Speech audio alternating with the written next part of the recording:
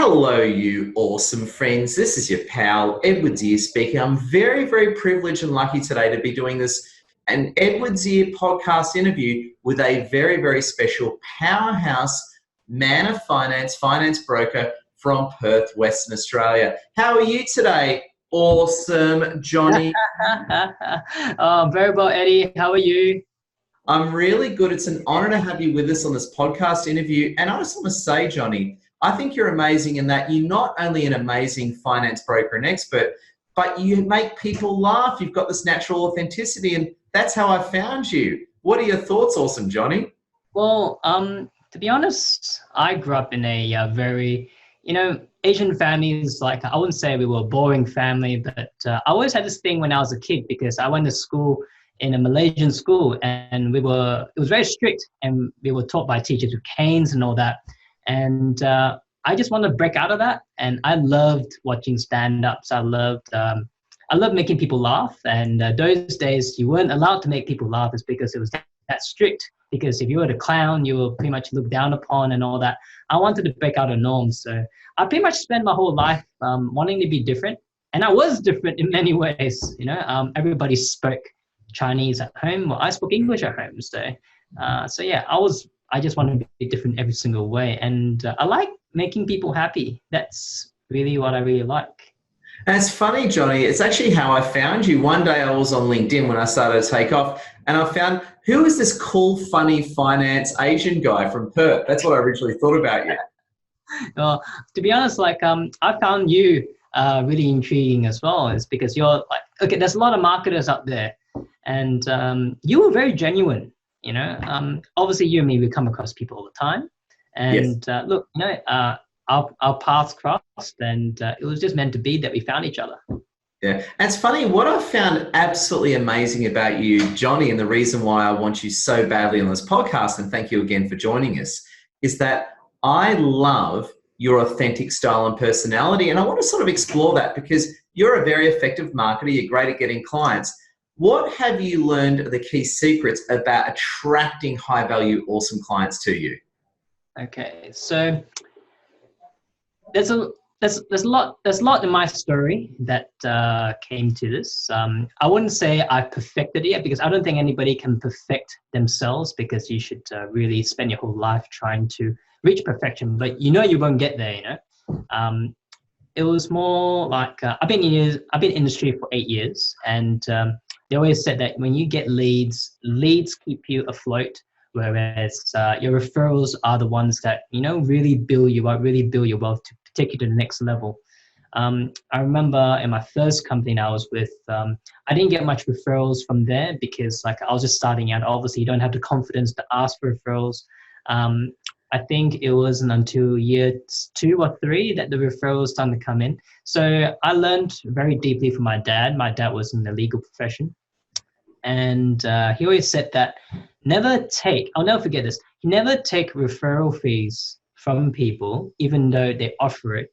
It's because you want yourself to be based on the work that you do, how good you do your job, your customer service. Because if there's money involved, then the relationship gets a bit complicated. As history shows, that money tends to complicate things. So when I speak to clients and ask them, I only ask them for a referral if I deserve it, if I feel I've deserved it. So at some point, the conversation is going very well, and when your loan's approved, whatnot, that's the point they know that they really love you at that time. So that's the point that you need to anchor them to say, hey, if you know anybody else down the track who needs, say, mortgage or a loan, please don't hesitate to refer me. And they'll always remember that feeling towards you. So it's good to ask for referrals, but it's always good to ask for referrals at a good time. So that's a good time to actually do it. So yeah, that's one thing that I do. Wow. So in a way, is asking referrals a bit like asking a lovely lady to kiss on a date or something like that, perhaps? Well, I've actually got a really funny story about that because when I met my wife, Amy, I knew she was the one. And our first time that we kissed was a very awkward one because I actually asked her very awkwardly, can you just stand there for me to kiss you? Oh, what? That's really really out there, Jonni. I like it. Yeah. To be honest, like I love sharing stories about my partners because we have a very lovely relationship. We're very busy, but I like to share with people because well, a lot of people out there, they have partners and they like talking about their partners. So if I talk about my partner as well, they find something to relate. It's because there's always this banter. It's like, oh, boys do this and girls do this, you know. And we get into this little competition thing. It's always little good, fluffy fun. And I'm never afraid to share these small moments I have with my wife to people. It's funny you say that. What came to mind actually was because just for the sake of the audience, my wonderful wife comes from a Chinese Hong Kong background, Oh, and wow, yeah. we've got all the cute half Asian kids, as you can imagine, right? Oh, they're gorgeous. Oh, God. I've got a few nephews and nieces myself who are, oh, look at them, the halfies. The halfies. So Maddie, which is the wonderful girl there, right? Oh, If I stick, let's say I do a video of myself just talking to the camera, 500 yeah. views. If I have her in it, 8,000 views. So Maddie is the best marketer in our family. She knows what she's Wow. doing. Does that really happen? Do the audience really love having kids on there, do they? Well, what I did was her nickname is Little Piggy right there, as you can see, right? Yeah. And what we've done is one time I was just doing a video like this, right? Yeah. And she just jumped in and I just held her up and she just giggled and laughed and it was like 8,000 views. And it's like, wow. So she is marketing gold. Wow. Okay. You're pimping your daughter out for marketing. Well, it's a good way to expose her to the world, and people love her. You know. Yeah, it's. I don't want to compare it to Honey Boo Boo though. So no Honey Boo Boo there. Oh no. No Definitely. Honey Boo Boo. Yeah, you don't want to do what the Kardashians did to their daughters. So No. But I just want to say, so it's interesting. So some of the key things you got there, Jonni. So you're being personal, you're being relatable, you're sharing your story, and I guess obviously that builds trust with the audience, doesn't it? yeah, in my social media platforms on LinkedIn, I try to be as personal as I can. But I'm also a very avid distance runner.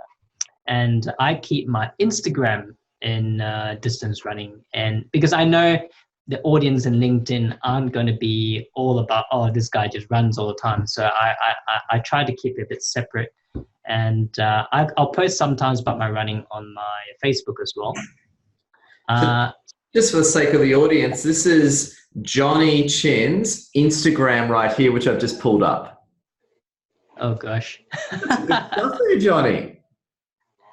Yeah, some people say I'm a bit of a running narcissist, but who cares? I quite enjoy the stuff. Can I disagree with you on something you just said? Can I disagree with you? Okay, obviously, yeah. I think you should share the stuff on LinkedIn.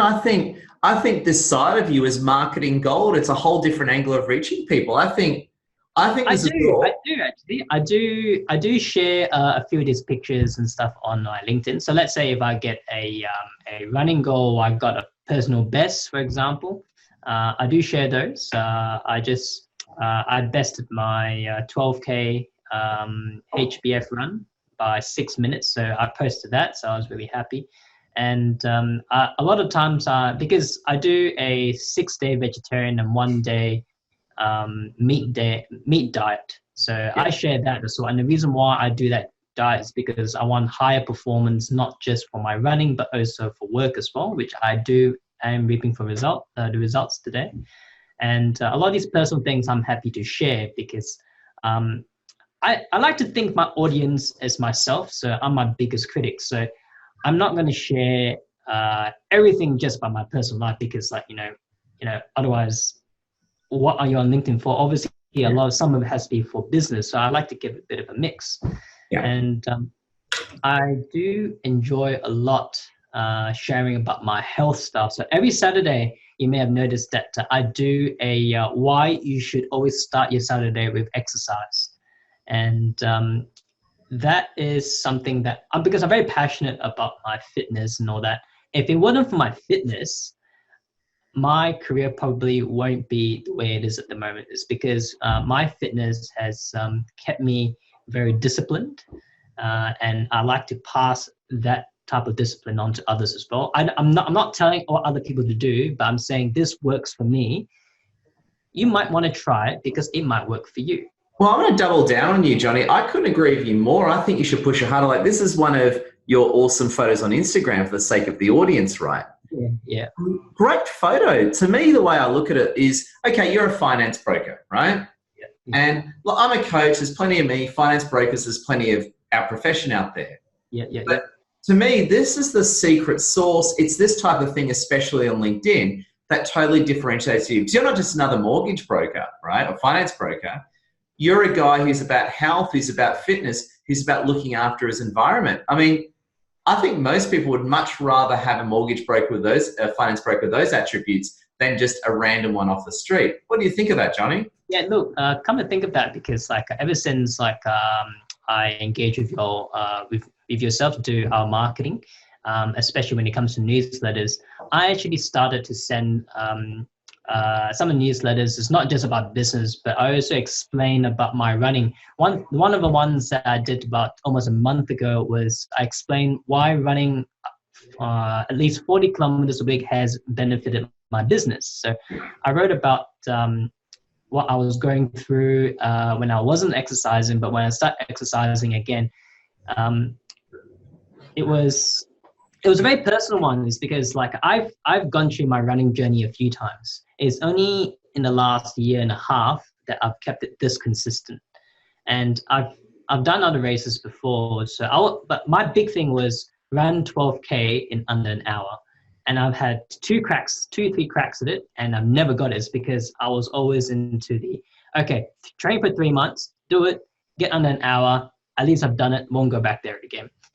So I think after you've done it twice or 3 times and you haven't done it, I think that's kind of saying something. Is that I realized that it was 2 things. One was, 3 months is not good enough training for myself because my body is probably can't get used to the training to do that time.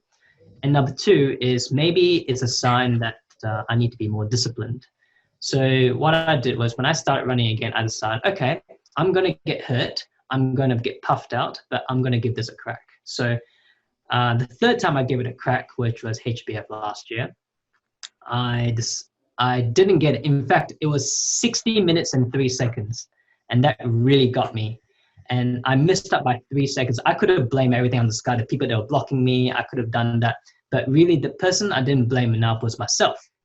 So I decided, I'm going to keep training and see if I can get under an hour in City to Serve 3 months' time. But then I decided maybe I should aim for bigger things. I should aim for marathons. I should aim for half marathons. Maybe a K race one day.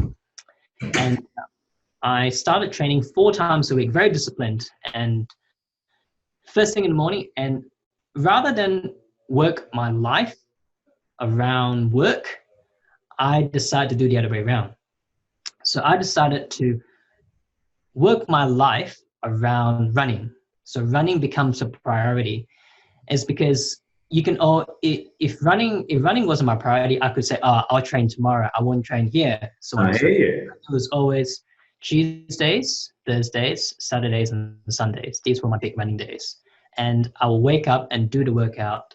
Once I've done the workout, then I can go on the rest of my day. So what I was finding that because I was forcing myself to sleep slightly earlier. I was forcing myself to do my work more efficiently. You became magically more productive, didn't you? And get more done. I became more productive by doing more. So it forced me to be like a Superman of some sort. And as time went by, it was going great. I was seeing results, and I knew I could run under 12K under an hour. And there was injuries as well. So the injuries were another symbol. It was a sign. And I remember before when I was trying to do my training a few years back, I had shin splints. I sprained my ankle and all that. Then I was thinking, my brain was telling me, maybe running is not meant for you because of all these. There was even a doctor that said, if you keep getting these injuries, maybe this sport isn't for you. Then I had a big thing to myself, you know what? Maybe I should find what is the problem with why I'm getting these injuries. So I And decided. what was that? What was it? Why were you getting injuries? What was the core issue there, Jonni? So that leads my next point. So the core problem of my problems was actually my feet weren't right. So I decided to contact one of my clients and asked her, and she was a great podiatrist, by the way, and she was actually on Shark Tank. She was awesome. Elite podiatry in Western Australia. If you have a chance, go check her out. She's awesome, really awesome. And she fixed my feet up. She gave me, she didn't just give me orthotics. She actually spent a month before she designed my orthotics because she wanted to get it perfect, and she did. And I still wear those orthotics today, and I don't run without my orthotics. And ever since then, I've never had a single shin split. It's because it fixed my feet up, and it got me training harder, more efficiently, and in my head because I took initiative to solve what the root cause of the problem was. I started looking my whole life. If there was any problems at business, if there's any problems with, let's say, family, if there's any problems with anything, it's just a sign, a symbol to say something's wrong. You've got to change it. So this is just in that one. So if I can jump in, Jonni. So you used your running Yep. as basically a complete structure for redesigning your whole business and life to make it better. Yes, I have. In the last 18 months, it's been a massive life changer for me. And what I love as well, I love, Jonni, as well, how you used one of your clients. You went back to your clients and you promoted her, you supported her, you used her. That's a very, very great move.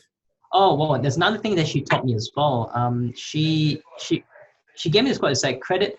Always give credit when credit is due. And she said that to me because I was actually giving credit for another professional in her life. And I was like, oh, that's actually really, really cool. And she told me that. And that stuck with me. And I learned from clients as well, from their life experiences. And I share them. I share those, obviously not private information, but I share some of these important, heartfelt points with other people as well, hopefully to have a good influence with others. So, Jonni, this is brilliant. So just as a bit of a recap so far, so you've used your running and personality and personal situations and a bit of comedy. So you've basically used that as a means of differentiating you from other brokers so you can stand out and be a preferred option. Is that a fair way of summarising it? well, pretty much. I think I think it summarized it pretty well. There's Pretty smart, by the way. That's pretty smart, by the way. That's, to me, great what you've done. So it's such a great original way that you've personally branded yourself to get ahead of the competition. Yeah. Well, the thing is, like, I didn't purposely aim for this. It just fell into it. It's everybody has their own journey. I mean, like as you know, WA mortgage figures weren't as good, let's say about 3-4 years ago. Okay. And sometimes when you go through these periods and you've got to kind of reinvent yourself, it gives you a little bit more time to reinvent yourself. Obviously, you keep yourself busy, but you also want to, create this authenticity brand of yourself, because everybody is their own individual. And if you're just going to be like everybody else, and people are always going to look at you, everybody else. You're always that another fish in the sea. So if you need to stand out and get people to, you need to get people to relate to you somehow. So, funny you said that, because I actually bumped into one of my clients at a Thai restaurant the other day, and he said that, look, I really love the newsletter that you sent out. It's because about running, because it's very inspiring. It actually got me thinking whether I should start running myself. And it was a really nice thing. I told my wife Amy about it, and she was like, "Wow, okay, that's really good." And I've only been sending these newsletters out properly for about a month. So, it's funny you say that, because I'm just on your LinkedIn profile right now on my beautiful Samsung S10 phone. yeah. And one thing that I like, and obviously you do really well, one thing I love is if I go to your photo, it's not you in a business suit. It's you being original and something different. I got to say, I get where you're going. That is very, very clever, Jonni. It's one of the ways that I don't want to be looked at Mr. Businessy, sales, because I hate,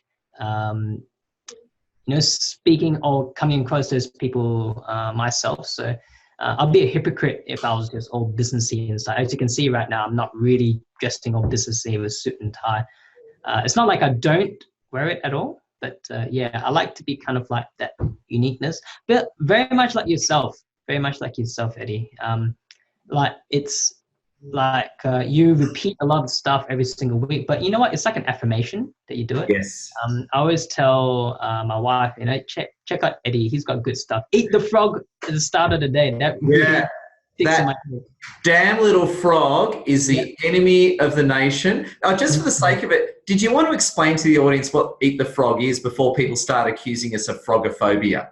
Okay, so all right, so so what? So the affirmation that I call this one from Eddie is eat the frog first. Is when you first come into the office, try to get the things that you really struggle doing out of the way first, so therefore you can spend the rest of the day doing things that are easier. So once it's like that little pesky that email that you gotta write, or that I don't know. In my case, it would be, you know, making those appointments for my car service, for example. So, I'll get to it, but it never gets done.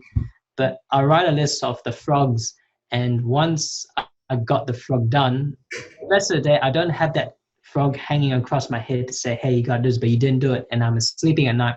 Oh, damn it! I should have done, but I didn't. You know. So right now, I can go ahead. I can put head on pillow and say, "Hey, frog's not there. It's done. All good." I love it. I love it. It's so well said. And just another thing I noticed, I've been going through your LinkedIn as well. I love this one. This is our mutual friend Pramila, isn't it? Yeah, Pramila's cool. She's a travel agent. Yeah, I've known her for a few months now. She's wicked. What I love about this, and I just really want to show the audience, is I'm just going through your LinkedIn timeline, and what you're really good with is that a lot of what you do is supporting other people. I think that's really clever because it's not just the Jonni show, you're actually supporting other people. I think it's great. Did you want to expand on that and your thinking there? Yeah, sure. I mean, like, I think this is something I picked up from you as well, Eddie. So lots of credit for you.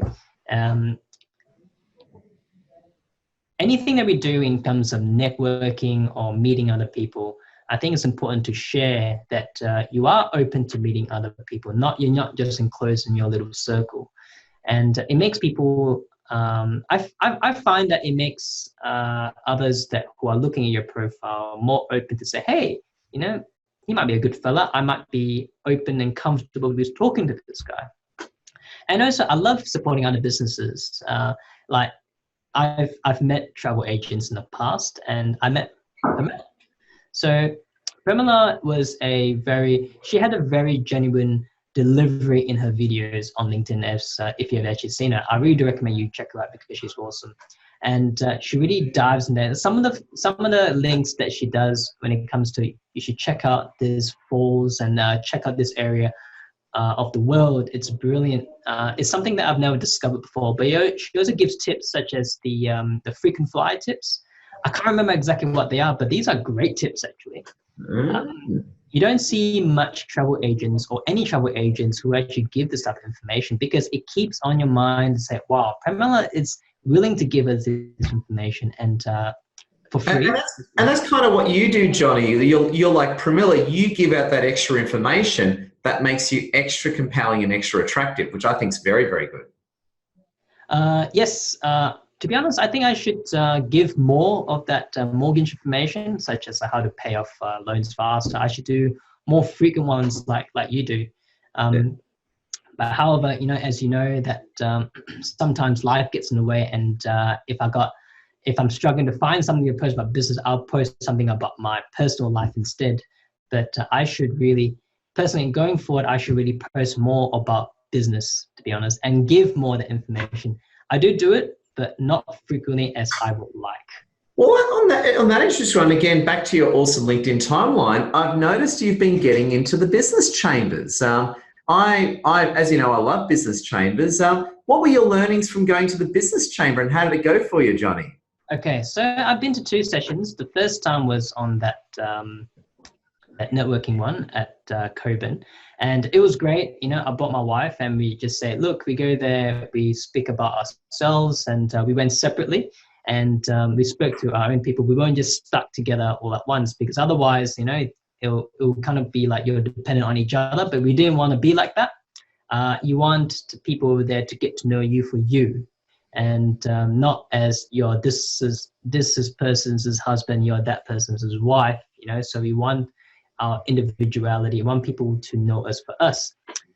So the first time was great. Made some really good connections there. And one of the things that stand out, I find that everybody then knows a mortgage broker, but you gotta somehow find out. So I think my point of difference was to speak about, hey, I'm on LinkedIn a lot. Would you like to see my LinkedIn? So I started showing them my LinkedIn and say, hey, you can actually get a lot of views and a lot of traction yourself with audiences on LinkedIn.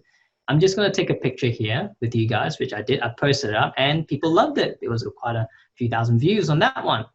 And and some of them actually got in contact with me and said, hey, we would like you to give me a hand on our LinkedIn profiles and everything else. So, okay, cool. That's a great way for me to get to know you and your business, so on and so forth. And just on that one, again, for the audience, this is the post here, right? What I love about that photo, Jonni, is it just makes you look like the leader about town. Because at the end of the day, two mortgage brokers, one does nothing, one posts photos like this. We both know who they're going to contact first, don't we, Jonni? Well, hopefully. Hopefully, they do. Yeah, hopefully, yeah. Jonni, I got to say, I've loved the points that we made. We've had an incredible podcast interview. Just one quick thing as we wrap up for our wonderful viewers. Do you have any general thoughts or business lessons or any imparts of wisdom you want to leave with our incredible viewers? Yes, there's a thought that I had in the last couple of days. As you may have seen, if you check out my Instagram, which is One Ton Experience, if you ever get a chance to check it out. I don't normally put fairly emotional posts, but I think it's important these days to show vulnerability, you as a human. I find that in social media these days, people aren't attracted to just the strong person, like I'm always doing awesome, I'm always looking good. People tend to be very attracted to the people who can be vulnerable. And on my Instagram post that I did a couple of days ago, it was actually after a really, really bad couple of days. And I had to just tell people and say, hey, it's been, I've not been feeling well inside of me. And as I was writing the prompts, because there was something a customer said to me, and my wife and I had a massive argument. And I wasn't happy at the speech that I did at Toastmasters because I was underprepared. I knew all the emotions I would go through, and it reminded me that self-improvement is a never-ending journey.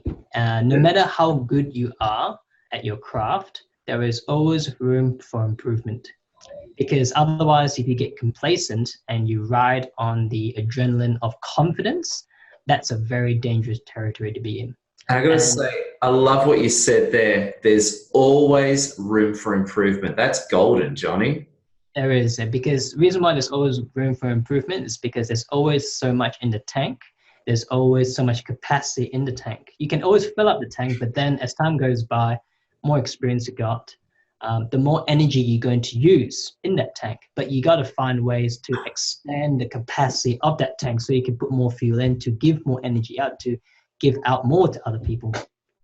And this was and when I was having these bad days, it's pretty much in my journey right now. Someone up there is telling me, Jonni, you've got to go back and go back to basics and try to find ways to expand that tank.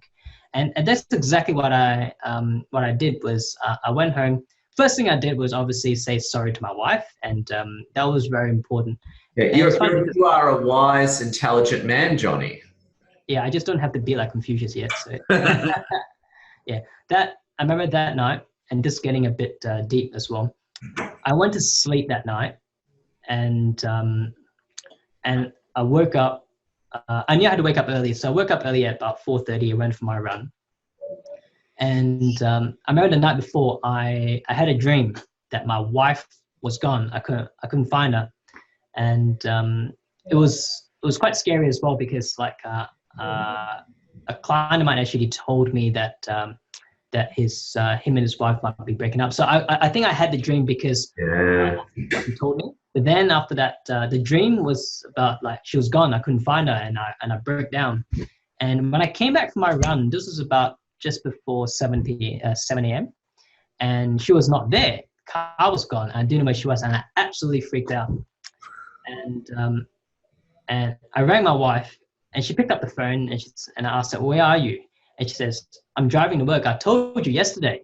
Oh, okay. Well, I'm sorry, but I told her the story about the dream, and I said, "Look, I love you. I really needed to tell you that." And even she felt really emotional as well. And at that point, I knew that everybody can be vulnerable, and it's okay to be vulnerable, and it's okay to tell people you're vulnerable, and especially the closest people in your life. And I had to tell it to my wife, and I had to tell people on my Instagram that I was vulnerable, because if you get past that vulnerability, you become stronger, thicker skin, and expand your tank so you can put more fuel in it. Jonni, that's pure gold, because just being honest with you, I'm like the big, tough, Middle Eastern Australian guy. Veteran. I'm actually wowed that you're, because I couldn't tell you're Middle Eastern, actually. I come from a Persian background, and we're all kind of white, so everyone thinks I'm a white guy, but I'm actually come from a Persian background. Too funny. But I like that, Jonni. I've got to say, I love your podcast interview. I love the ideas you shared. And also as well, I absolutely love how you've exposed vulnerabilities. I think that's something very powerful that very few people can do. And I was going to say, Jonni, this has been an incredible podcast interview. And I was just going to say, for those watching the podcast, if you want to find Jonni, I'm going to include details about him. You can find Jonni on LinkedIn, I guess. Is that right, Jonni? Yeah, definitely. I'm on Facebook as well, and on Instagram. So ONETON, One Ton Experience. Just find the Asian running guy. I'm on there. Yeah. So yeah, you can find me on those platforms as well. Yeah. It's a pleasure. Jonni, thank you for an incredible podcast interview. Really appreciate it. Pleasure's mine. But thank you for the opportunity to be here, Eddie. I really, really look forward to this. Thank you. Absolutely. So much. And to our wonderful viewers, if you've been watching this podcast, thank you for watching. Make sure you connect with Jonni. Show him lots of support. I just want to say, I love your work. And Jonni, did you want to say goodbye in your own unique way? No worries, guys. Have a good week, and stay safe. Don't take drugs. Yeah, make sure you're back here. Make sure you go to bed, sleep well, and that's all I have to say. I'm sorry, just got me off guard there. And on that note, Jonni, love your work, and winners don't take drugs.